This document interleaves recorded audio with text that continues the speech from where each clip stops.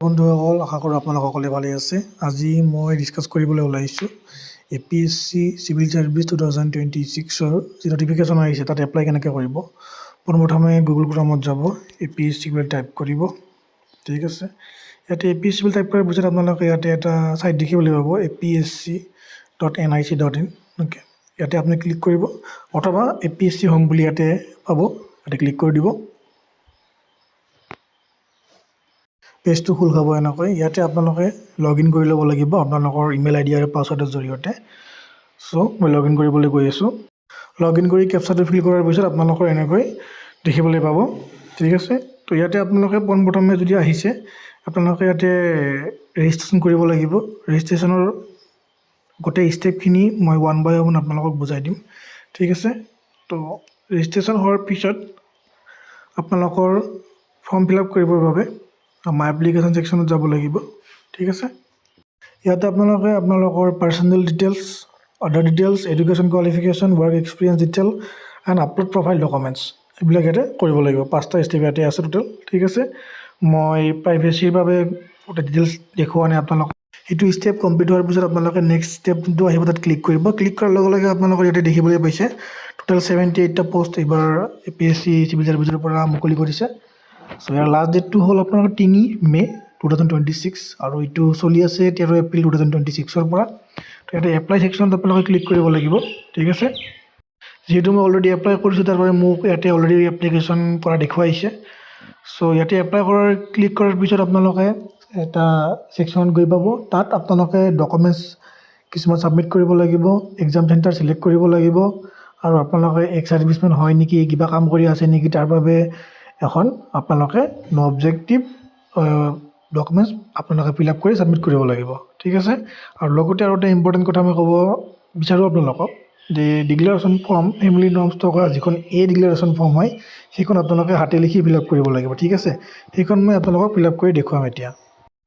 তাৰ আগে আগে মই কিছুমান ডিটেইলছ ষ্টেপ জনাব বিচাৰোঁ। এণ্টাৰ ইয়ৰ কমপ্লিট প্ৰফাইলখন প্ৰথমতে ক্ৰিয়েট কৰিব।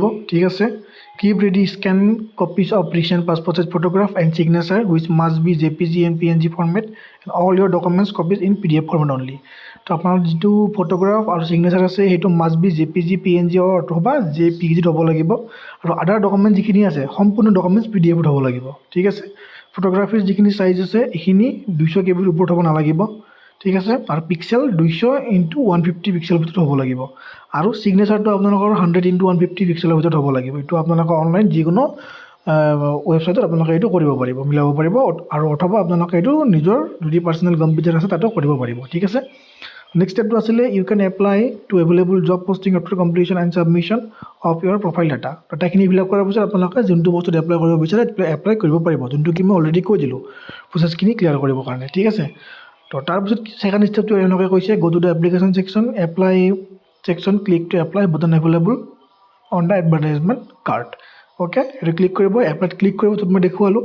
তাৰপিছত data available in your profile will be automatically displayed on your application form. যিহেতু আপোনালোকে ৰেজিষ্ট্ৰেশ্যন কৰিছে তাৰ বাবে আপোনালোকৰ যিখিনি ডাটা আছে প্ৰফাইলত সেইখিনি তাতে অট'মেটিক ডিছপ্লেড কৰিব। ঠিক আছে, আৰু বাকী যিখিনি থাকিব সেইখিনি আপোনালোকে নিজে ফিল আপ কৰি দিলে হ'ল, বিশেষ একো নাই। তাৰপিছত যিহেতু ৰেজিষ্ট্ৰেশ্যন প্ৰচেছটোৱে মেইন, ইয়াতে ফটো আপলোড কৰাৰ পৰা আদি কৰি ইয়াতে আপোনালোকে কৰি ল'ব।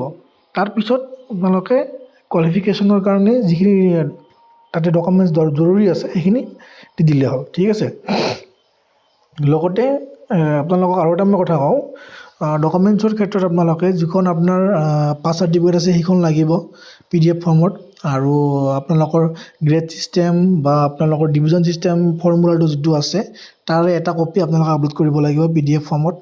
আৰু লগতে আপোনালোকৰ বাৰ্থ চাৰ্টিফিকেট হিচাপে এডমিট কাৰ্ডখন আপলোড কৰিব আৰু আধাৰ কাৰ্ডৰ লাষ্টৰ 4টা ডিজিট আপোনালোকে তাতে টাইপ কৰিব লাগিব আৰু ফটো ছিগনেচাৰটো লাগিবই। আৰু এট দ্য এণ্ডত আপোনালোকে দেখিছে after submitting the application click on the application section, my application link view all the submitted application. ঠিক আছে, তাত আপোনালোকে চেক কৰিব পাৰিব মাই এপ্লিকেশ্যন ছেকশ্যনত যে আপোনালোকে ক'ত এপ্লিকেশ্যন কৰিছে, আৰু তাত আপোনালোকে দেখা পাব যে আপোনালোকৰ পে'মেণ্ট ষ্টেটাছ যোনটো আছে তাত পে'মেণ্ট কমপ্লিট হৈছে নে হোৱা নাই। কিছুমানে আকৌ ভাবে যে এপ্লিকেশ্যনটো আগতে কৰি পে'মেণ্টটো পিছত কৰিম, সেইটোও কৰিব পাৰে। প্ৰথমতে এপ্লিকেশ্যনটো কৰিলে তাৰ কিছুদিন পিছত পে'মেণ্টটো তাত পে' নাও বুলি এটা অপশ্যন পাব, তাত মাই এপ্লিকেশ্যন ছেকশ্যন ক্লিক কৰাৰ পিছত তাত আপোনালোকে গৈ পেলাই পে'মেণ্টটো কৰিব পাৰিব। ঠিক আছে, ইয়াতে আপোনালোকে দেখিবলৈ পাইছে মই যে গৈছিলোঁ এপ্লিকেশ্যন ছেকশ্যন, ইয়াতে মাই এপ্লিকেশ্যন ছেকশ্যন আহি পেলাই ইয়াতে পে' নাও বুলি এটা অপশ্যন এটা পাব। ইয়াতে ক্লিক কৰি আপোনালোকে পে'মেণ্ট কৰিব পাৰিব আৰু আপোনালোকৰ এপ্লিকেশ্যনখন পিছত চাব পাৰিব ইয়াতে। আৰু ইয়াতে আপোনালোকৰ কেঞ্চেল এপ্লিকেশ্যনৰ অপশ্যনো আছে, যদি আপোনালোকে সেইখন ডিলিট কৰিব বিচাৰে ডিলিটো কৰিব পাৰিব। ঠিক আছে, আৰু তথ্য জানিবৰ বাবে আপোনালোকে মোক কমেণ্ট কৰক, আৰু বিশেষ সহায় লাগিলে মই নিশ্চয় সহায় কৰিম। ধন্যবাদ।